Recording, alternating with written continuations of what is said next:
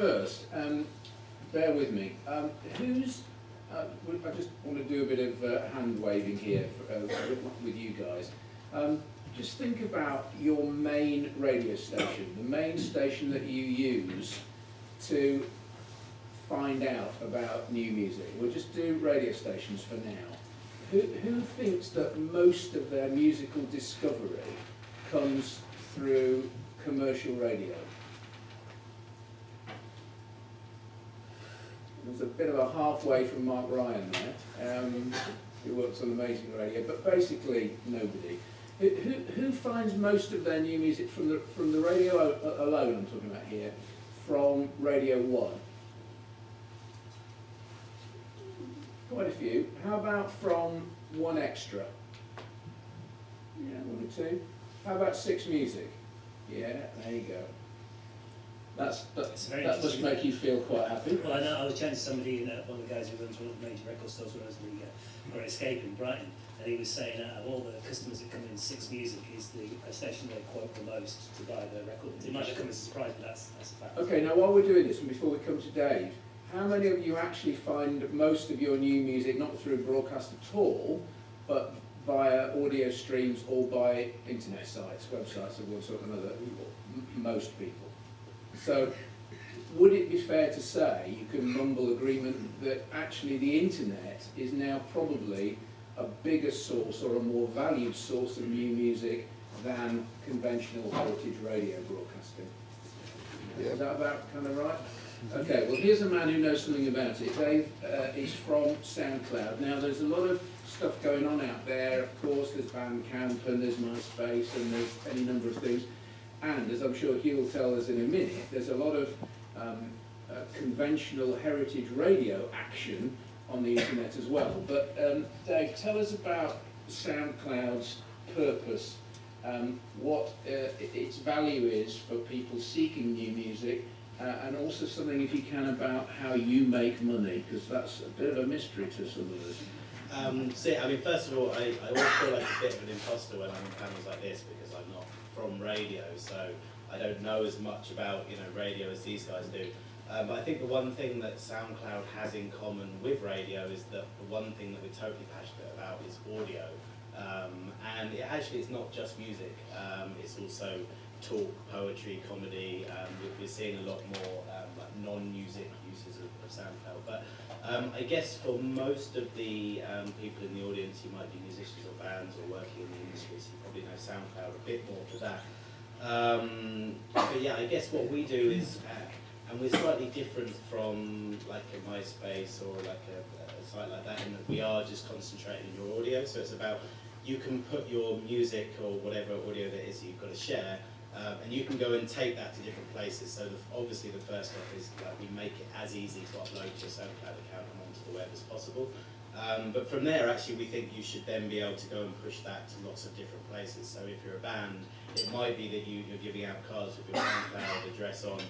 But it might also be that you've already got your audience on Facebook and you just need to put some players there, or that you're trying to connect with the music blogs because that's where you think your fans are going to discover the music. So being able to service your music and your audio to the music blogs as well.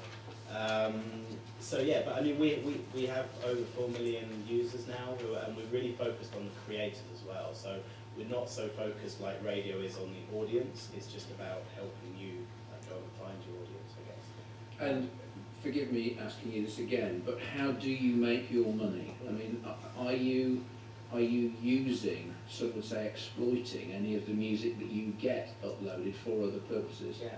Well, we're kind of unashamedly, right from the beginning, we've always been like, the SoundCloud is a service you can use to upload your content to the web, and we think it's a really great way of doing it. And if you're doing it a lot, then we have a premium account, so you can actually pay for upgraded features. So the way that I see it is, for example, most people hopefully in the room will have heard of Flickr and Vimeo. So a really good analogy is, I used to take some photos. As soon as I got a digital camera, I started taking more.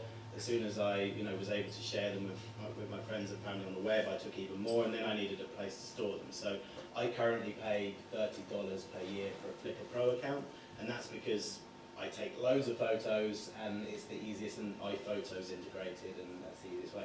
Or something like Vimeo, again, which is again built for creators, for filmmakers and people who have video content. I'm not even a filmmaker, but I run some events and I have a few videos that I want as HD, so I pay because I need to upgrade the quality. So it's a kind of classic freemium service. Most of our 4 million users use it for free, and then the ones that get the most value, or like a label might be paying more than just like like somebody who's just got their demo tape up there or something like that. So and everything we do is focused around like the creator, and we don't again, like radio, we don't think so much about our audience because we don't advertise or we don't sell anything. It's just about the audio. And actually, there's a massive, outside of this room, there's a massive like base of people who just make music or have audio. I use Soundcloud to upload snippets of my kid singing because he's just 2 years old and he sounds very cute when he's singing. So I upload that and I share it to my family. So it's not just, it's really any kind of audio creation.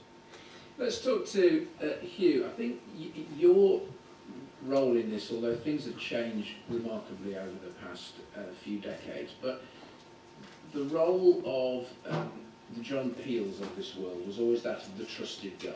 It was, as somebody once said, we listen to this shit so you don't have to. It's the trouble with your Soundclouds or your MySpaces is you go on them and there's nobody to help you. There's just a lot of stuff, and what you really want from a DJ, I guess, is, well, I want him to help me by drawing attention to stuff that I might like. Is that how you still see your role? Yeah, partly. I mean, I do 2 shows on radio. I do the weekend show, which is a daytime show, and I get 3 free plays per show on that. So that's 1 song an hour. I get to choose, the rest is from the playlist. Which often gets a knock in as well. People go, radio one's full of commercial stuff, but if you actually look at it, it changes every week. Obviously, it's full of new artists, and it's giving them that step up. And then the other show I do is the Wednesday night show, which is a 2-hour show. I get to play roughly about 25 songs of my choosing every week. Total freedom, without anybody kind of telling me to play stuff. I get suggestions from people, of course, from producers, from people who work at Radio 1, from listeners, and from the bands themselves who give me music. And I still do see it like that. That's why I listen to La Mac on Radio 2 on his Saturday night show. That's why I listen to Semtex on 1 Extra. That's why I listen to all the different radio shows that I know and love, is because I kind of like, it's entertaining, I love music, and I trust the people who are playing it. So if Mary-Anne Hobbs is playing a record on Radio 1 or XFM now, or she's tweeting about something, or she's blogging about something on her site, then I listen to her because I know I trust her, she's got a good track record, and I want to know what she's into. And I think a lot of people still see it like that as well. It's really interesting seeing that so many people listen to Six Music as a source of new music. Radio 1 is massively popular. I get a chance to play records in the day and take it to a massive audience, which is a real privilege, obviously.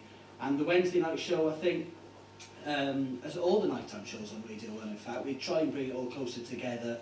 We try and feed records down to other mainstream shows, and I don't think any other station can do that. So hopefully people trust me as a presenter. I play stuff that I don't like sometimes, but I know other people will like. But I think what the internet's done is, obviously everybody in this room has got the best music taste in the world, and nobody can knock you for that. And if you like something that I don't, then I'm not gonna judge you on that. Everybody's music taste is the best, and what SoundCloud and MySpace and Twitter and all these sites have done is kind of opened it up really, and made it a choice, and made it more democratic, and music, you're bombarded with music everywhere. I mean, I can't keep up with it, and I get sent so much music on Twitter, on Facebook, on my MySpace, on SoundCloud links, on BBC email, personal email, at gigs, at events like these, and hopefully my show's like filters it down. Because it's worth saying, isn't it, that everyone in this room is here because we're interested in music, and most of us are here because we make music. This is a self-selecting audience, and it's overwhelmingly white. It's overwhelmingly, I would guess, I could be wrong, but interested in bands possibly more than it's interested in dance music and beats. I don't know, but the point I'm making here is, it may be that if you want to get your band or your act to a big audience, it's better actually to get one play on Radio 1 to a more general audience than it is to get several plays in a more specialist place. Yeah, possibly. I think that, you know, wherever you can get your music out there, whether that's at gigs or whatever radio stations, whether that be hospital radio to spot plays on Six Music to one play on my show at 1:30 on a Wednesday night to Thursday morning, there's about 120,000 people listening. Just get out there, and the more the merrier, I think. If it's a good record, and if you've thought about it and you've taken lots of advice on board, then you know the music's going to get out there. So the record might be on the C list at Six Music. I might get them in for a session. That might be the only play they get on radio, and is on my show possibly.